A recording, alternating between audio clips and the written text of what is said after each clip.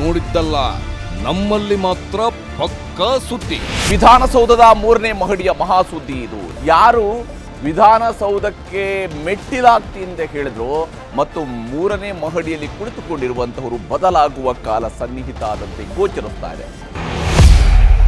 3 ವರ್ಷಗಳ ಮಹಾ ಸಸ್ಪೆನ್ಸ್ಗೆ ತೆರೆ. 3 ವರ್ಷಗಳ ಮಹಾ ಸಸ್ಪೆನ್ಸ್ಗೆ ತೆರೆ ಬೀಳ್ತಾ ಇದೆ. ಇನ್ನು 2-3 ದಿವಸಗಳಲ್ಲಿನೇ ಸಿದ್ದರಾಮಯ್ಯನವರು ತಮ್ಮ ಸ್ಥಾನಕ್ಕೆ ರಾಜೀನಾಮೆಯನ್ನ ಕೊಡ್ತಾರಾ?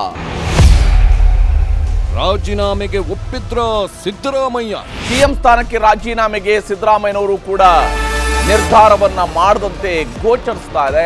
ರಾಹುಲ್ ಗಾಂಧಿ ಅವರು ಹೇಳಿದಾಗ ಸಿದ್ದರಾಮಯ್ಯನವರು ರಾಜೀನಾಮೆ ಕೊಡೋದಕ್ಕೆ ತಯಾರಿ. ಡಿಕೆ ಶಿವಕುಮಾರ್ ಅವರ ಸಂಪುಟಕ್ಕೆ ಯತೀಂದ್ರ ಅವರು ಡಿಸಿಎಂ ಆಗಿ ಎಂಟ್ರಿ ಕೊಡಬಹುದು. ಬೆಳವಣಿಗೆಯೊಂದರ ಹಿನ್ನೆಲೆಯಲ್ಲಿ ಕೊನೆಗೂ ಕೂಡ ಮುಖ್ಯಮಂತ್ರಿ ಸಿದ್ದರಾಮಯ್ಯನವರು ರಾಹುಲ್ ಹೇಳಿದಂತೆ ನಡೆದುಕೊಳ್ಳುತ್ತೇನೆ ಅಂತ ಹೇಳಿದ್ರು. ಅಂತೆಯೇ ರಾಹುಲ್ ಹೇಳಿದಂತೆ ನಡೆದುಕೊಂಡಿರತಕ್ಕಂಥದ್ದು ಅದೇ ಪಕ್ಷ ನಿಷ್ಠೆ ಮತ್ತು ಕೆಲಸ ಮಾಡಿದ ಕೂಲಿಗಾಗಿ ಡಿಕೆ ಶಿವಕುಮಾರ್ ಅವರನ್ನ ಮುಖ್ಯಮಂತ್ರಿ ಮಾಡಲು ಒಪ್ಪಿಗೆ ಕೊಟ್ಟಿದ್ದಾರೆ ಅಂತ ಹೇಳಲಾಗ್ತಿದೆ.